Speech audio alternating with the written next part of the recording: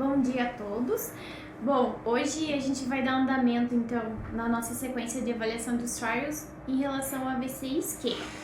Então, fazendo uma recapitulação, a gente começou lá falando de AVC minor, depois a gente comentou sobre trombólise e agora a gente está entrando nos estudos sobre trombectomia. Tá? O Eduardo vai avaliar um dos primeiros estudos em que a gente começou a tentar fazer trombectomia e tentar mostrar o quanto isso poderia ser eficaz. Então, inicialmente, como o Eduardo vai comentar para vocês, o estudo era ainda pouco rudimentar, a técnica era pouco rudimentar, mas ao longo dos anos a gente foi vendo o procedimento de trombectomia crescer, tá? Então é isso que a gente vai discutir agora nas próximas semanas. Pode seguir então, Eduardo. Então, bom dia a todos, né? Sou o Eduardo, sou residente terceiro ano de Medicina Intensiva do CEPET. Eu vou comentar para vocês então sobre esse ensaio clínico de 2013. Ele visava a seleção de pacientes por meio de exames de imagem para uma terapia endovascular no contexto de AVC isquêmico. A apresentação então ela vai se iniciar com uma breve introdução, justificando o que motivou o estudo, né, o método que eles utilizaram então para a realização do estudo, qual foi a população que foi adquirida em cima dos métodos aplicados, os resultados desse estudo, e em seguida uma discussão que tenta justificar os resultados obtidos e por fim ele conclui o estudo. Então ele inicia o artigo revelando, né, já evidenciando que existem múltiplos ensaios clínicos randomizados que mostraram o benefício do tratamento do AVC isquêmico com trombólise. Né? Ele cita o artigo lá de 2003, né, da New England, mostrando o uso de trombolíticos, né, com grande benefício. Né? Entretanto, é uma terapêutica com uma janela terapêutica estreita. Né? Então, os pacientes que têm uma janela de tempo superior a 4 horas e meia, eles não se beneficiam mais dessa terapêutica, que acaba sendo um ponto desfavorável nessa abordagem.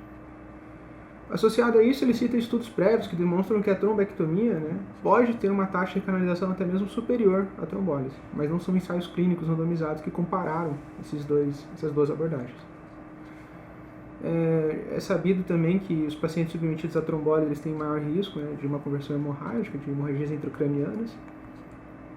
E que em relação aos pacientes que se submetem à abordagem endovascular, eles têm até 3 horas, né, para a aplicação dessa abordagem. Né? E quando é guiada por imagem, ou seja, pacientes que têm um padrão de penumbra favorável, eles podem ter essa janela ampliada. Então, reunindo todos esses fatores, né, ele conclui que não existe nenhum estudo, nenhum ensaio clínico randomizado, na verdade, né, que comparasse ambas as intervenções. Né? E em razão disso, que esse ensaio clínico foi montado. Né? Ele foi iniciado em 2008, foi em 2013, né, quando foi publicado. Então, o método que ele se utilizou para montar, desenhar o estudo, né, é um ensaio clínico randomizado, controlado, aberto, com o cegamento dos resultados, e multicêntrico, né, foram 22 locais da América do Norte. A população selecionada eram pacientes com idade de 18 a 85 anos, o NAE de 6 a 29 pontos, ou seja, pacientes nem tão graves e pacientes nem tão bens, né, sem grande acometimento. O acometimento dos vasos, né, deviam ser de grandes vasos da circulação anterior, né, isto é, a carótida interna, território de M1 da cerebral média ou M2. O tempo até o delta T, né, que eles resolveram aplicar, era de até 8 horas do início de sintomas. E todos esses pacientes foram submetidos a um exame de imagem, né, ou uma ressonância magnética ou uma TC multimodal. E por que esse exame? Esse exame tinha o objetivo de classificar esses pacientes com um padrão de penumbra favorável ou não favorável. O que era favorável? Era uma proporção infarto região de risco menor ou igual a 70%, ou então um núcleo isquêmico inferior ou igual a 90 ml. Os pacientes que não tivessem esse esquisito eram considerados como padrão penumbral não favorável. E como é que fazia, né? Após a realização da neuroimagem, esses pacientes eram avaliados com um programa de computador. Em seguida, esse programa de computador classificava o padrão favorável ou não favorável. Tirava-se um código, o qual o paciente era randomizado para um grupo de tratamento padrão, né, do AVC isquêmico, ou não, né, ou da embolectomia. Se por algum motivo o software falhasse, né, o exame era avaliado por profissionais de laboratório, né, por neuroradiologistas, e então era randomizado o paciente em seguida. O método da embolectomia, né, que eles aplicaram foram dois, que era o Mercy Retriever e o Penumbra System. Né? O primeiro foi aprovado pelo FDA em 2004 e o segundo pelo FDA em 2009. Né? Existe uma importância técnica na utilização desses dois métodos, que ele vai inclusive citar lá mais para frente. Né?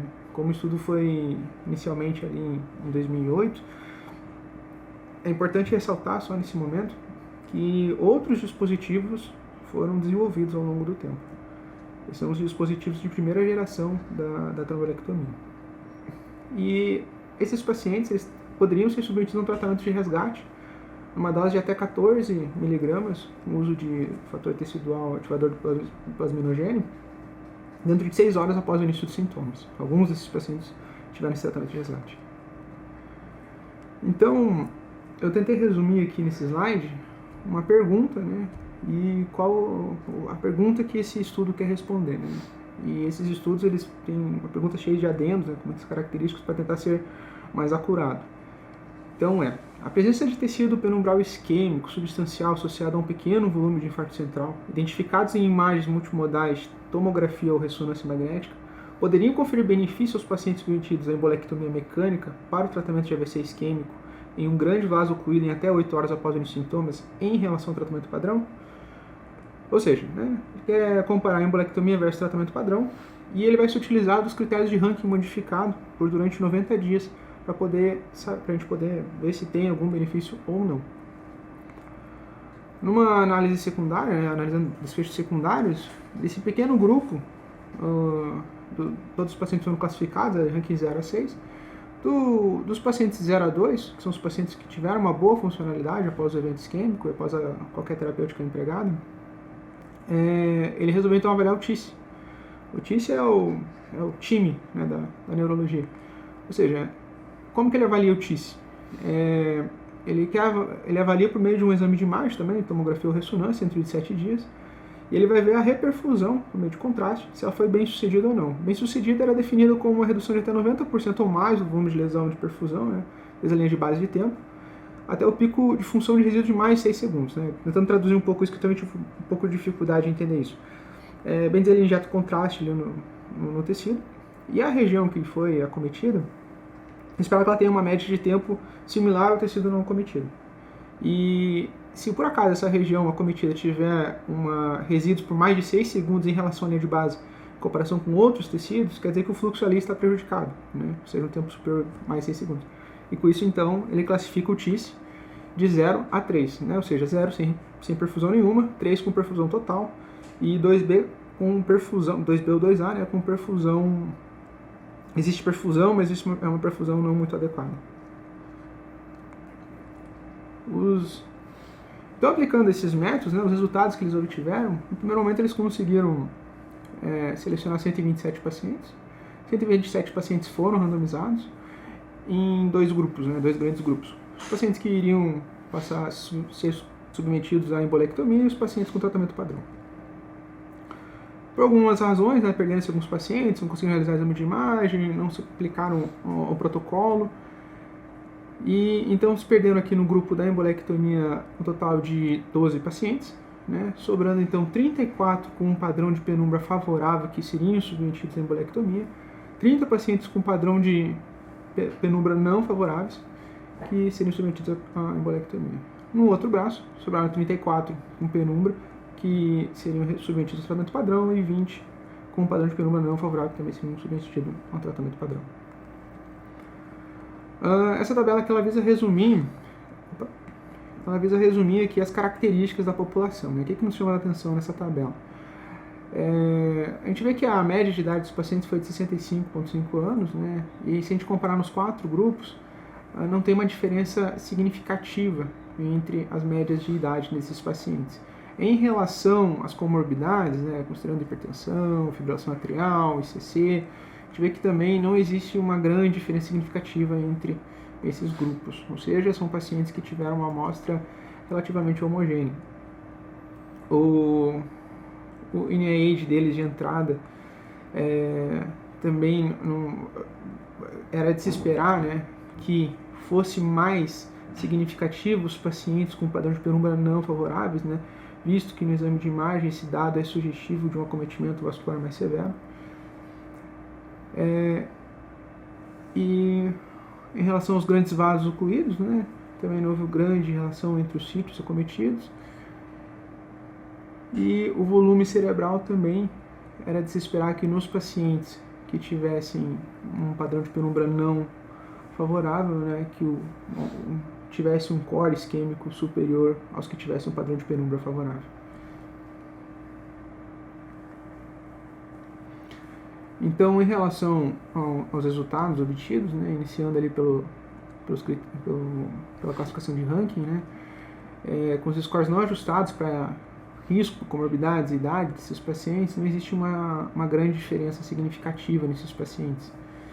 Então, mesmo nos 4 grupos, não houve diferença, né? Mesmo ajustado também não houve diferença. Ou seja, né, você fazer embolectomia ou tratamento padrão, seja se o padrão da penumbra é favorável ou não, não houve qualquer melhora nesses pacientes. Uma coisa que vale a pena ser ressaltada, já na parte dos desfechos secundários, a gente vê que o volume final do infarto nos pacientes com penumbra favorável foi inferior dos com padrão de penumbra não favorável, né?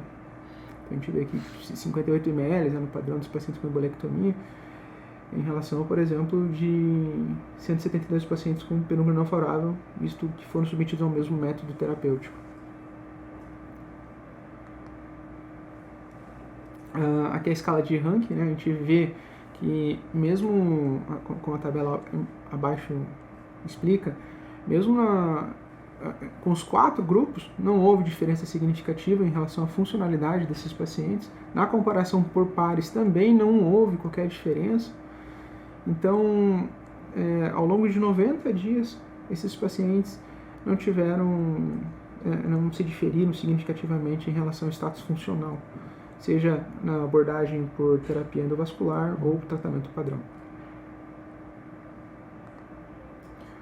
Em relação aos desfechos secundários ainda, né, a gente vê que também os pacientes que foram submetidos, né, a uma terapia de reperfusão, tiveram a revascularização, eles tiveram uma média, né, de crescimento do volume de infarto inferior aos pacientes que não foram submetidos a essa metodologia. Então, na discussão, ele tenta justificar o porquê desses achados, né? Ele cita, né, que a taxa de recanalização foi mais baixa no grupo de embolectomia, e ele considera que uma das possibilidades disso, que mais à frente foi visto que sim, que ali em 2008, né, no início do estudo, eles tinham só, né, a princípio disponíveis, eram os equipamentos Mercy Retriever e o Penumbra System, que eram dispositivos de primeira geração.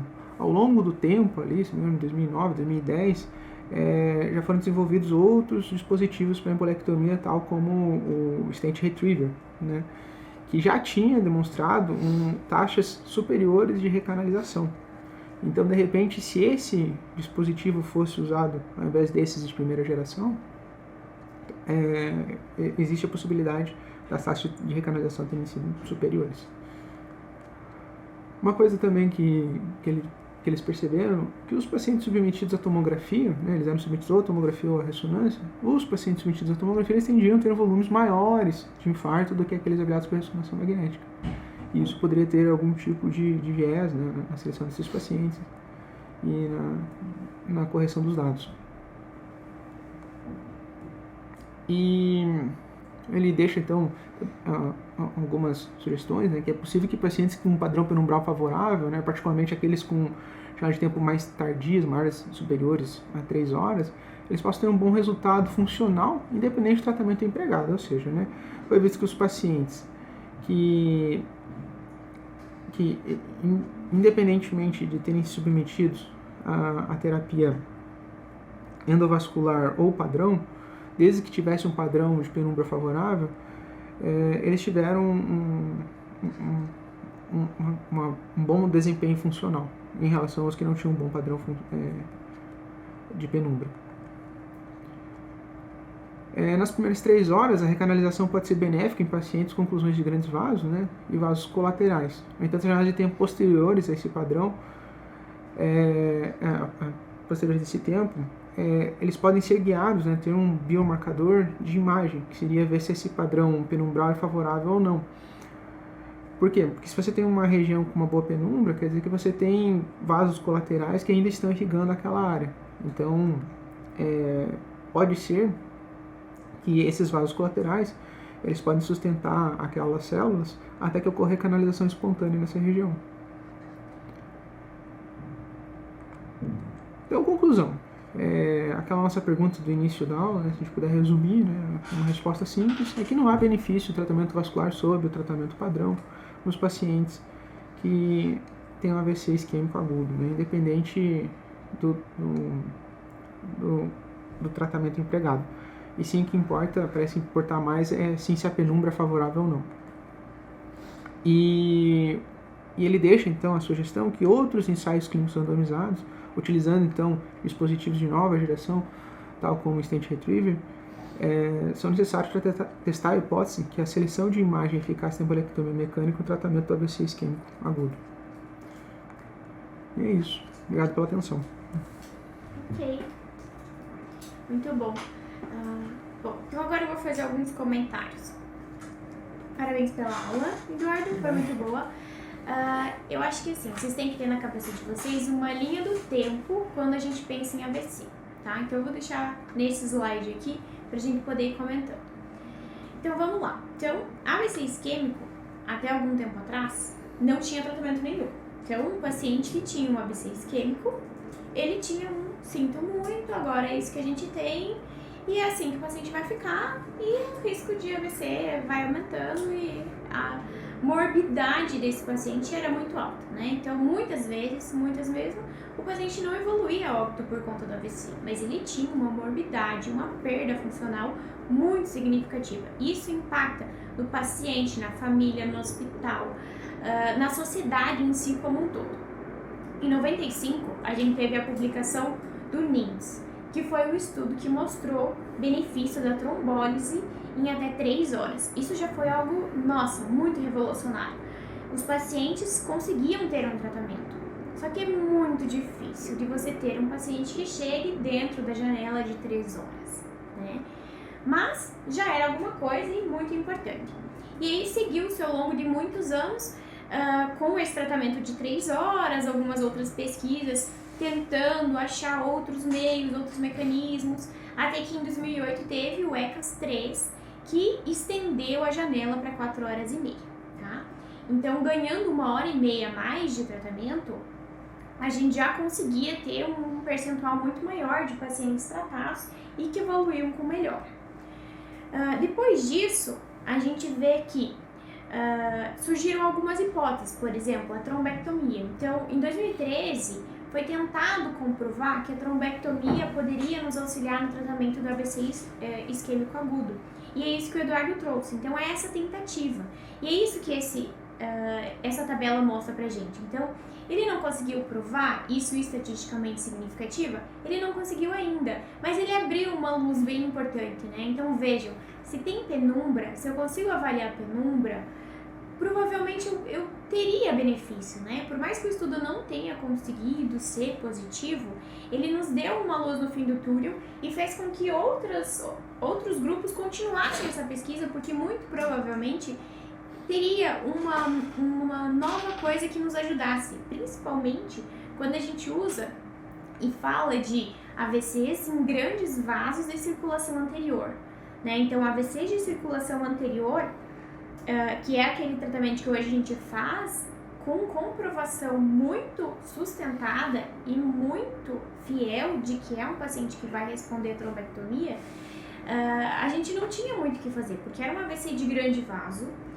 A trombólise, especificamente quando é um vaso muito grande, ela não tem o benefício que a gente vê quando ela é mais distal. Então, a trombólise ela tem um benefício maior quando pega vasos mais distais do que quando pega um trombo num vaso muito grande, sabe? Então, esse paciente especificamente, que às vezes fechava M1, continuava sendo uma catástrofe, né? Mesmo a gente já tendo o paciente podendo ser trombolizado.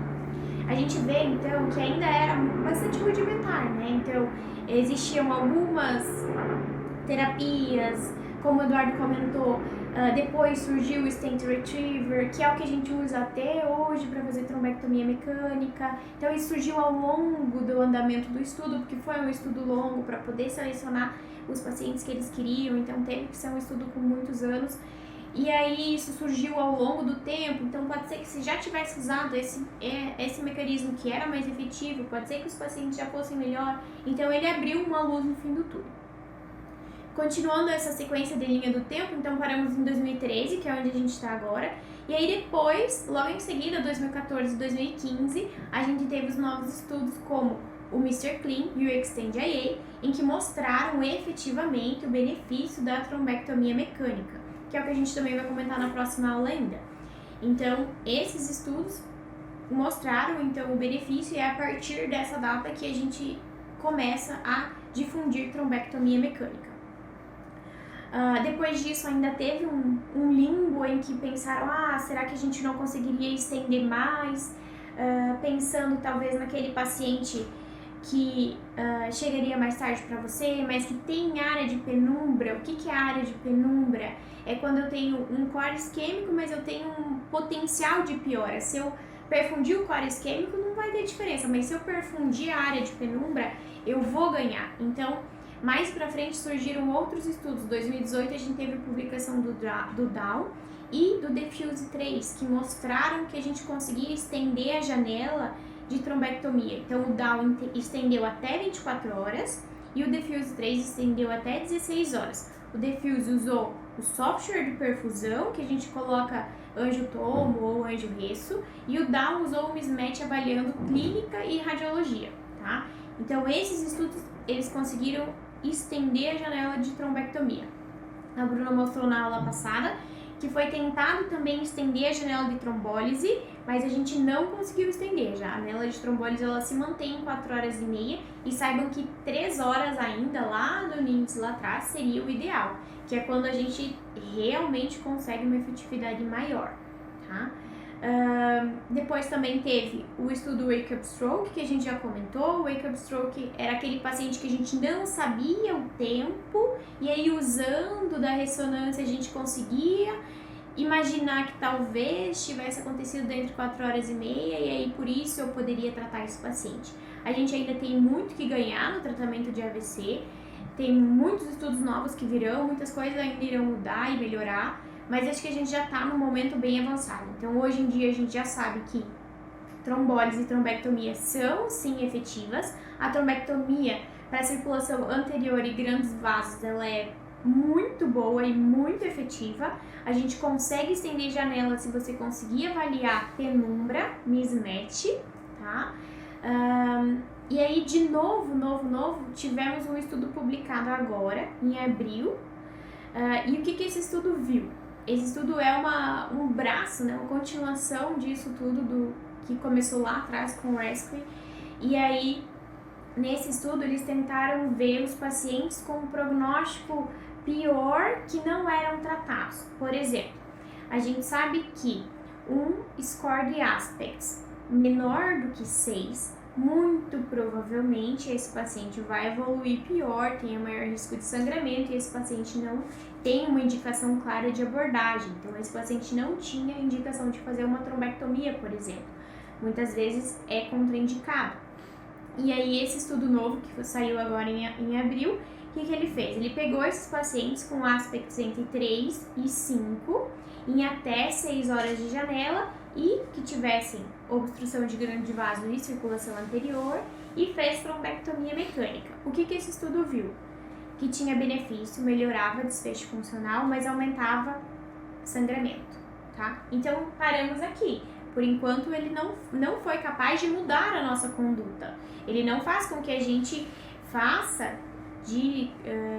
com segurança um procedimento invasivo como a trombectomia mecânica no paciente que tem um aspects de 3 a 5.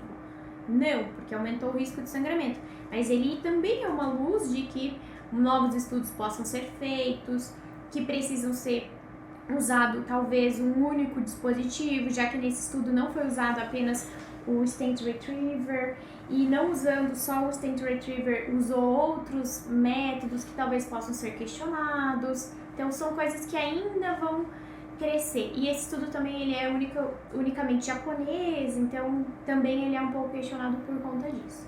Mas significa que temos muito ainda a evoluir no tratamento do AVC.